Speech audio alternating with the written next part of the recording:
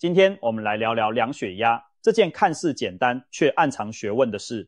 也许你每天都在量血压，但量血压用左手还是右手，这个问题却难倒了许多人。相信大部分人都有自己的习惯，有人总用左手，觉得靠近心脏比较准；有人偏爱右手，认为右手比较有力，好操作。然而，你可能不知道，高达 90% 的人量血压都搞错了方向。而更令人胆战心惊的是，量错血压可能导致吃错药，拿自己的健康开玩笑。今天我们就深入探讨正确的量血压方法，破解左手右手的谜团，告诉你如何测出医生级的精准血压。准备好了吗？这看似不起眼的血压计，其实关系着你的性命安危。先说说为什么量血压这么重要。高血压被称作无声的杀手，在现代社会极为常见，几乎每家每户都有人受到高血压困扰。它是全世界最普遍的慢性病之一，在我们国家更是患病人数最多的慢性疾病。长期血压升高会悄悄损害心脏、脑部、肾脏等器官，引发中风、心脏病、肾衰竭等严重后果。然而，高血压往往没有明显症状，不测量你就不会知道自己的血压是否超标。所以，准确测量血压是诊断和控制高血压的关键第一步。如果量得不准，不但无法及时发现隐患，甚至可能误判病情、误用药物。想象一下，你的真实血压也许是正常的138、86毫米汞柱，但要是测量方法不对，误读成140、90，一下子就从正常变成了高血压。反之，本来该治疗的高血压，却因为测错读数显得正常，结果延误治疗。这样的错误后果可大可小，轻则白白担惊受怕，吃错药，重则耽误病情，埋下中风风险。既然如此，我们更要学会科学量血压，用铁证来保护自己的健康。接下来就从左手还是右手这个很多人都搞不清的基本问题开始讲起。每天早晨，小李都习惯性的把血压计套在左臂上测量，他总觉得左手离心脏近，数值应该更准。量完一看，130、80，似乎不错。然你知道吗？也许他一开始就选错了手。其实，在临床上，医生量血压普遍以右上臂为主。这是为什么呢？原来我们人体血管的解剖结构决定了左右臂血压可能略有差异。大多数人右臂的血压会比左臂稍高一点，通常高出5到10毫米汞柱。原因很有趣，供应右臂的肱动脉来主动脉的一条大支干头臂干，而供应左臂的肱动脉直接来自另一条较细的左锁骨下动脉。简单想象一下，主动脉弯道处的水流，右边那条河道更粗更直，压力自然就略高。所以在正常情况下，右臂测得的血压往往略高于左臂。许多人不知道这点，常年只量左手血压，可能就把自己的血压想得比实际偏低了。尤其是那些边缘血压的人，更容易因此判断失误。比方说，小张左臂测的138、88，看似没超标，但其实他右臂可能有145、92，已经达到高血压门槛。如果只盯着左手数字，就可能错失预警信号。反过来，有的人右臂血压高，其实左臂正常，两边差很多。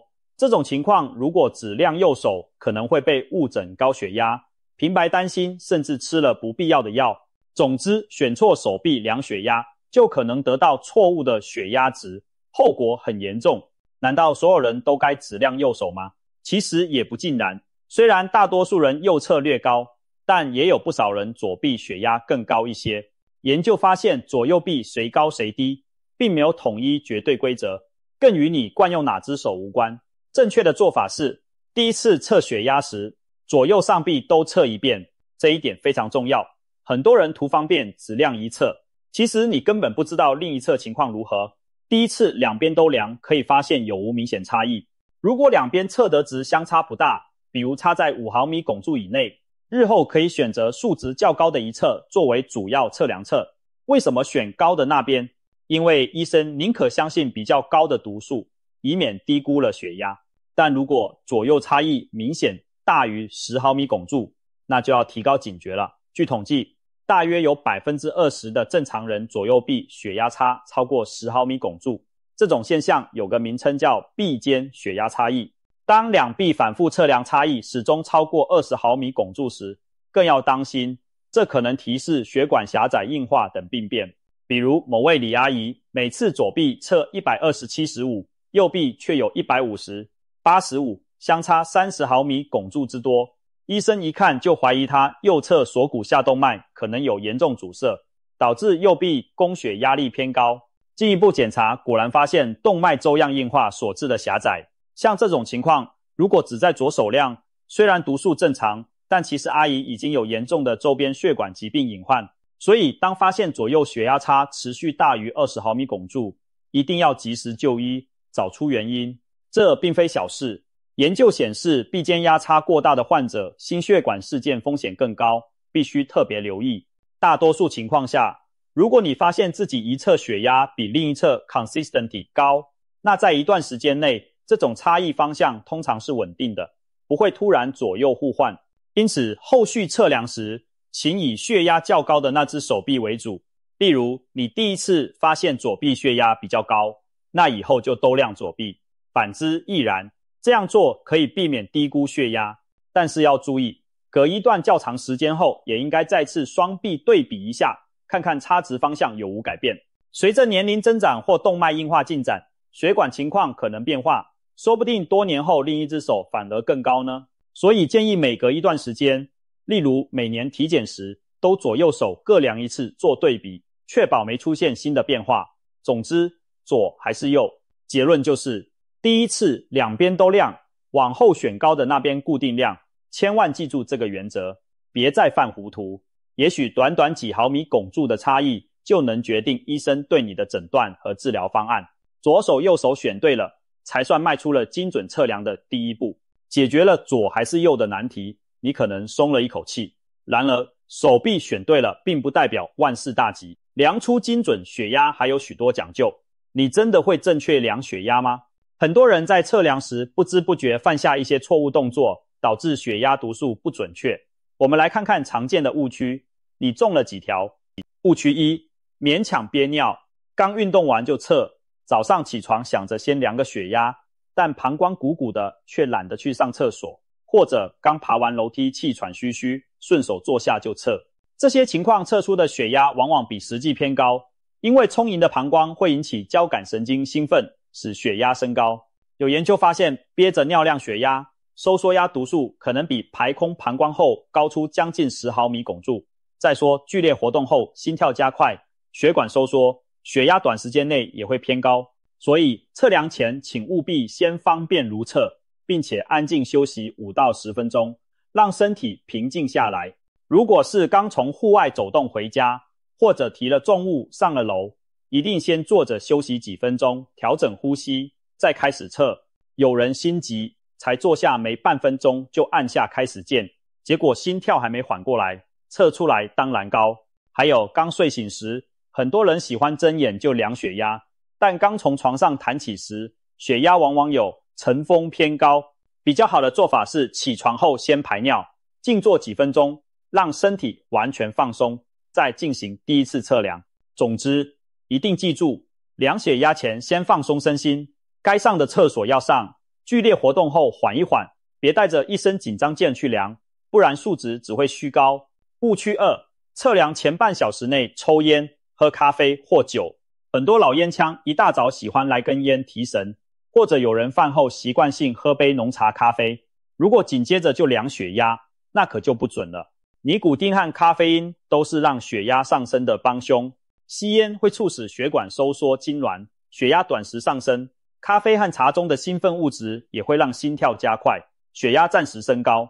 酒精更是影响血压波动的因素，所以测量血压前至少30分钟内，应避免抽烟、喝酒、喝浓茶或咖啡，也不要刚吃完刺激性很强的食物。如果你刚喝了2杯咖啡，那这次测量就等于在考验咖啡的威力，而不是你平时真实的血压水平了。有人或许会问，那前一天吃的太咸太油会不会影响血压？确实可能会，高盐高油饮食使血压波动加大。如果头天晚上宵夜吃了很多盐酥鸡、泡面等高盐食物，第二天测的血压可能比平常偏高。所以长远看，还是要保持清淡均衡的饮食习惯，才能维持血压稳定。误区3，量血压时说说笑笑，分心走神。测血压时应该保持安静，可有些人嫌无聊，袖带一充气，就和旁边的人聊起天来。昨天那新闻你看了吗？或者边测边刷手机追剧，看到激动处还嘿嘿笑2声。别小看这聊天，激动的影响情绪波动和说话都会让血压上升。有实验发现，就算人保持坐姿不动，但如果在测量过程中持续说话，收缩压读数可能上升8到10毫米汞柱。为什么说话会升高血压？因为说话时我们胸腔肌肉用力，交感神经活跃，还有情绪交流，这都会让心跳加快，血管略收缩。所以量血压时务必要闭口不言，心平气和，千万别一边量一边生气训孩子，或兴奋讲电话，否则量出来的可能是你激动时的血压，而非平静状态下的真实血压。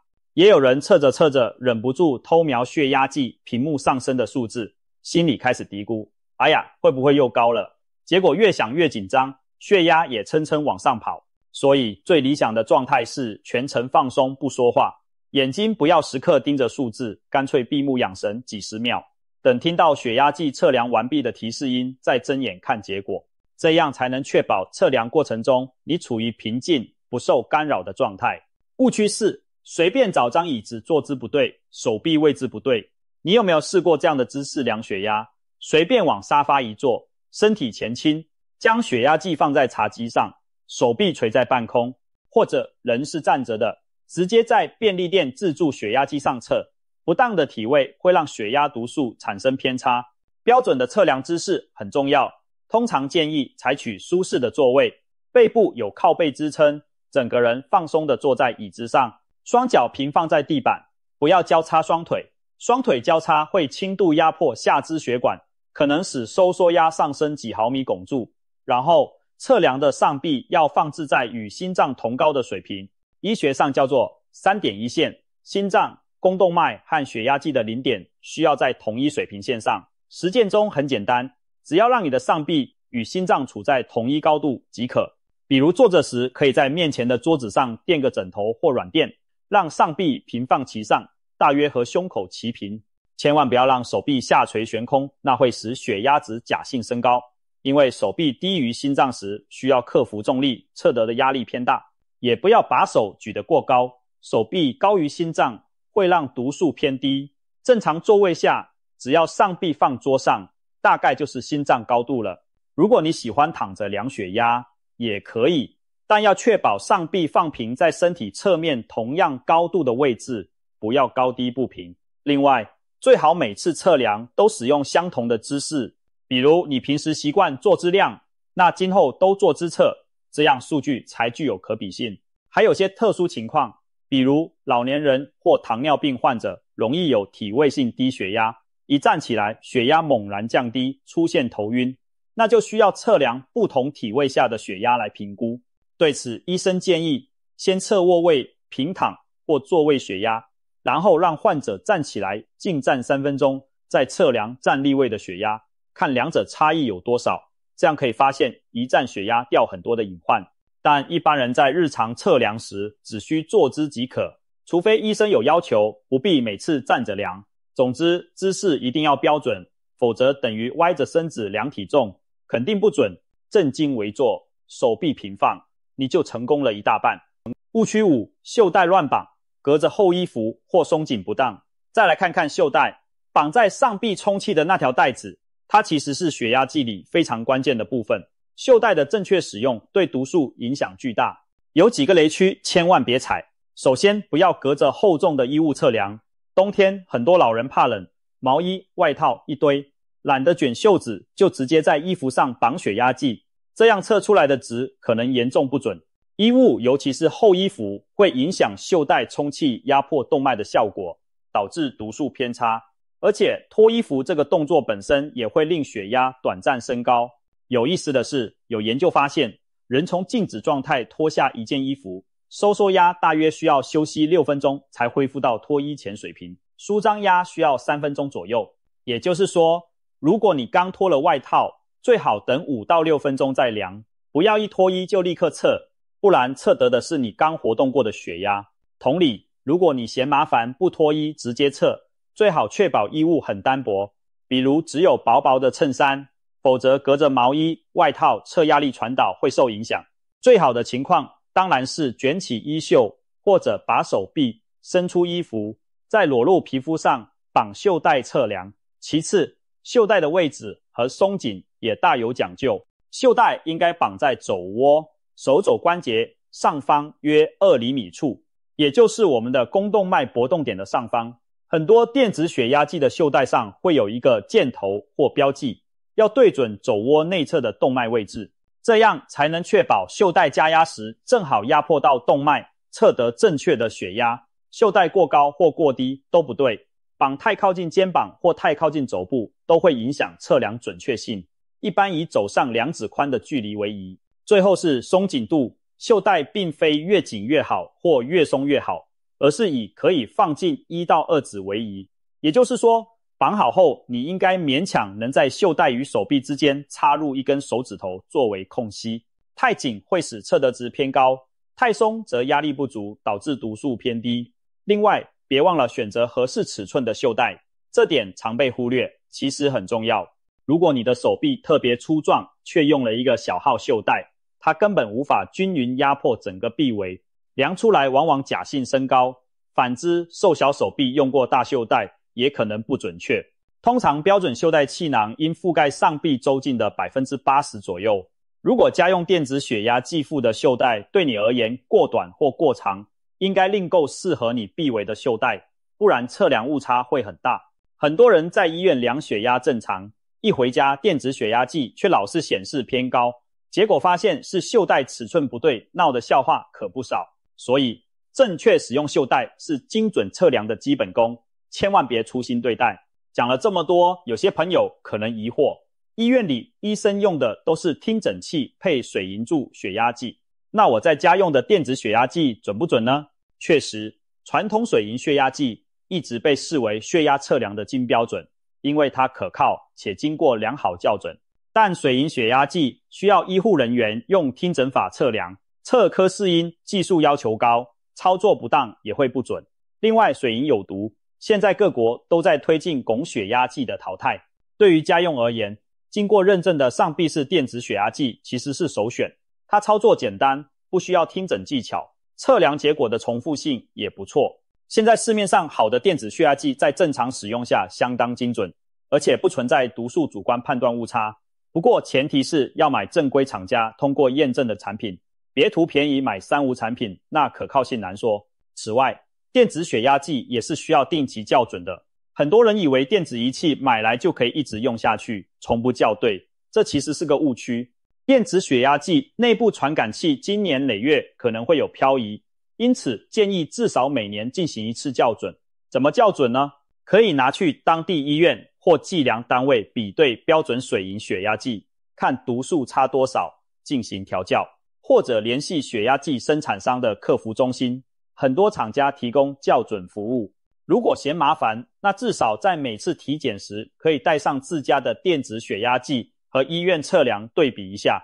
如果你的机器显示长期偏高或偏低，比如你一量总是比医院高时，可能就要怀疑是不是仪器不准了，要么校准，要么干脆换新。使用电子血压计还有一点要注意，定期更换电池或保持充电充足，电量不足时测量容易不稳定，数值也可能不可靠。当你发现血压计显示电池电量低了，就先换电池再测，避免因电压不足导致错误读数。至于腕式血压计，不少人图方便买来量手腕，这些设备在技术上也在进步，但腕部血压受姿势影响更大，手腕比上臂更细，更容易因位置变化导致测量不准。如果使用腕式，务必让手腕抬到心脏同高的位置测量，且测量时手腕不能乱动，否则偏差会更明显。总的来说，上臂式电子血压计加定期校准加正确使用，完全可以达到医生在诊室用仪器测量的精度，请大家放心使用。现代科技就是为了让普通人在家也能方便监测健康，但正确的使用方法决定了一切。有些人疑惑，我每天量一次够吗？还是早晚要量？每次量几遍？其实血压不是一成不变的，它一天当中有明显的波动规律。一般清晨刚醒时，血压会逐渐升高，出现一天中的第一个高峰。白天活动时可能维持在一个水平，傍晚时分，有的人还会出现一个小高峰，夜间入睡后则下降。所以，为了全面了解血压情况，建议每天固定2个时间测量血压，早上和晚上各一次。早晨的测量最好在起床后、吃早餐和服用降压药之前进行。如前所述，记得先排空膀胱，并静坐几分钟，这时能捕捉到晨峰血压，对于判断清晨高血压或药物效力非常关键。晚上的测量可以安排在晚饭后或睡前1小时左右，选择你较放松的时段，但注意不要在洗热水澡后立刻测，因为洗澡特别是泡热水会让血管扩张，血压暂时降低。如果刚洗完测，可能读数虚低。另外，临睡前测时避免刚躺下马上测，可以坐起来测，保持跟早上姿势一致。除了早晚2次，有些血压波动大的人中午或下午也可以加测1次。具体依照医生建议，每次测量时要测几遍呢？这也是一门学问。一次测量的数值往往并不十分准确，最好连续测2次取平均。因为偶然一次测量可能受各种因素干扰，比如你刚坐下时血压可能略高，但过几分钟再测就低一点，2次平均可以抵消随机误差。具体操作上，建议第一次测完后松开袖带休息1到2分钟再测第二次，2次结果取平均值作为该时段血压。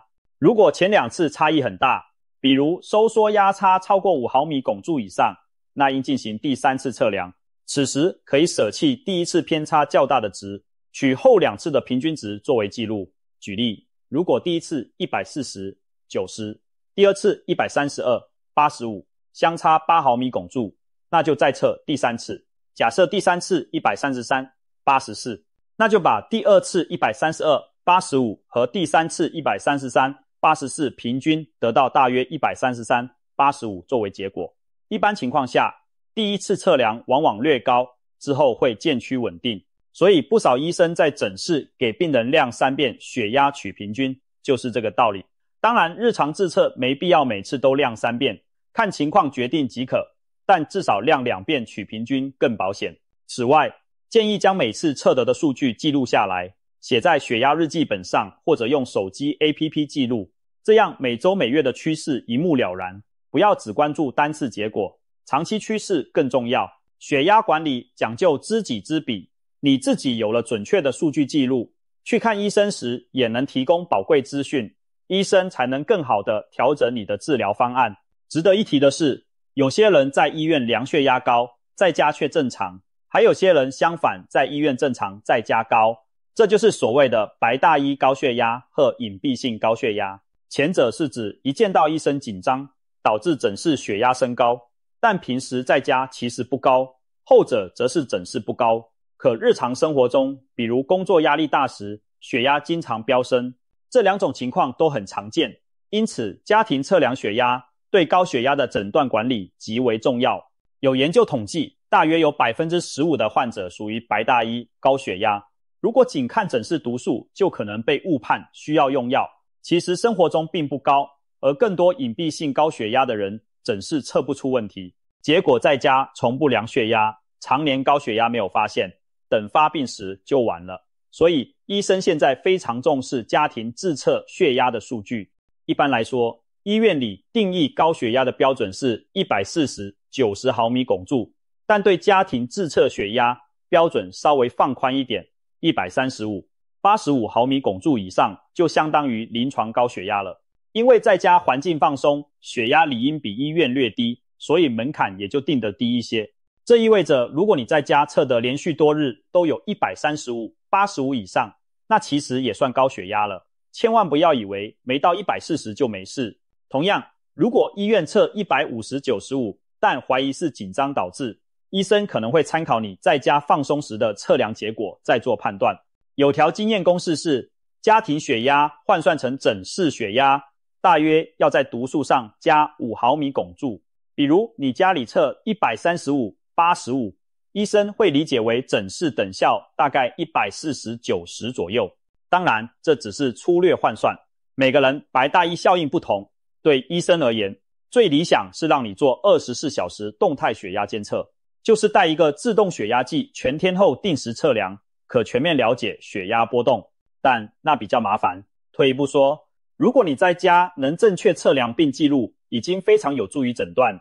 医生会综合考虑诊室和家庭的数据，决定是否需要治疗，以及治疗是否有效。所以大家一定要重视家庭监测，同时也要把测量方法搞对了，不然给医生的数据也是垃圾数据。提到家庭监测，这里顺便教大家一个专家推荐的722原则，帮助怀疑高血压或已患高血压的人更好管理血压。722原则指的是连续7天，每天2次，每次测2遍。也就是说，如果医生怀疑你血压高，让你观察，或者刚开始调整药物想评估效果，那就按照722来，连续7天，每天早晚各量1次血压，每次量2遍取平均值，然后把7天的数据汇总算平均，这样算出的结果能较准确反映你当前的血压水平，比单次测量可靠得多。很多研究和高血压指南都建议用这种方式评估家庭血压，特别是世界高血压联盟也在宣传准确测量、控制血压、延长寿命的理念。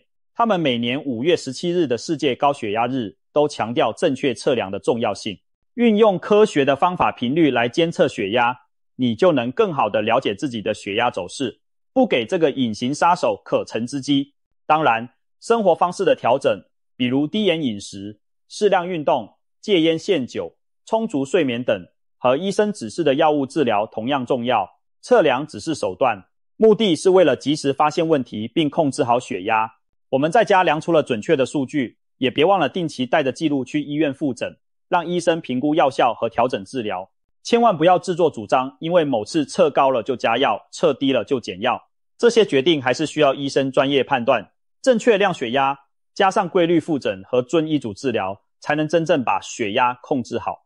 也许有人会想，量个血压差几毫米，汞柱没那么严重吧？至于上纲上线说吃错药吗？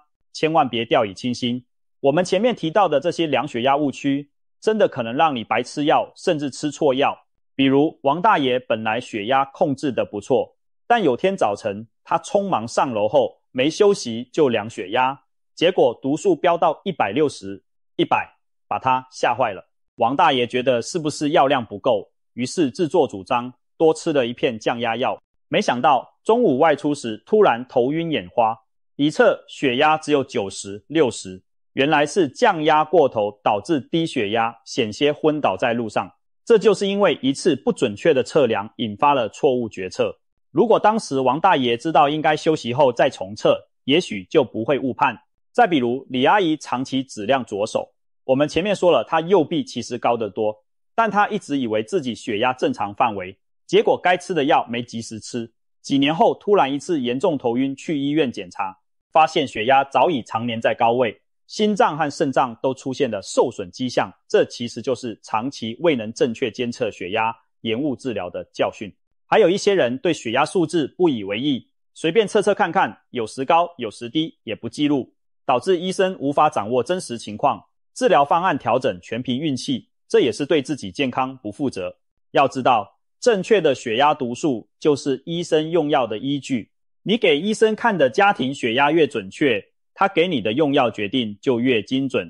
如果血压测量错误百出，等于给医生错误情报，他可能据此开出不合适的药或剂量，当然就吃错药了。甚至有的患者因为家里血压计总测得高，一心以为自己很严重，到处找偏方猛吃降压药，结果降得头昏脑胀，其实可能只是他测量方法有问题而已。总之，不论是误诊治疗还是误检治疗，对身体都是伤害。血压降得过低，你可能会虚弱无力，脑供血不足，血压长期高而不治，又会暗中伤害器官。所以我们反复强调，量血压一定要科学准确，就是在为正确治疗保驾护航。千万别小看那几个读数，正确与否真的可能改变医生的判断，进而改变你的用药和预后。为了防止吃错药的悲剧，从现在起就检查一下自己有没有量错血压的坏习惯，赶紧改正过来。说了这么多，总算到了总结的时候。我们发现量血压绝不是随便按个按钮那么简单的小事，其中蕴含的门道一点不比看病少。回顾一下医生级精准血压测量的要点：选对手臂，侧前放松，姿势正确，袖带合适，环境安静，避开干扰，多次取均值，固定测时，认真记录。也许你会觉得规矩真多，但请相信，这每一条都是无数医学研究和临床经验告诉我们必须注意的细节。正因为很多人掉以轻心不讲究，才有10人9错的说法。如今你听完这些，相信已经从 90% 错的人行列中毕业，掌握了那正确的 10% 人群的秘诀。当你用正确方法测量时，你的血压数据才真正有意义。它可以精确反映你的身体状况，及早预警风险，帮助医生为你制定最佳的治疗方案。反之，错误的数据只会误导你我。所以千万不要觉得差不多就行了，健康问题上容不得马虎。那小小的血压计其实是守护健康的重要工具，我们理当善加利用。最后再强调一句，量血压左手还是右手，第一次两边都量，以后固定量高压纳测。这个简单原则请告诉家中长辈和朋友，因为实在太多人搞错而不自知了。另外，将我们今天讨论的这些正确测量技巧教给他们，帮助更多人测出医师级精准血压。当你熟练掌握这些要领，你就会发现自己在家也能量出和医生诊室一样可靠的血压值，再也不会为忽高忽低的读数困惑不安。血压数字将真正成为你管理健康的好帮手，而不再是让你摸不着头脑的神秘代码。每一次规范的测量都是对自己健康负责的一种仪式。准确量血压，控制好血压，才能守护长长久久的寿命与健康。相信经过我们深入的讲解，你已经掌握了其中奥秘，现在就去实践吧。下一次量血压时，按照我们说的步骤来，您一定会对那精准的数字更加放心，也为自己赢得更安心的未来。祝愿大家都拥有稳定的血压，健康的生活。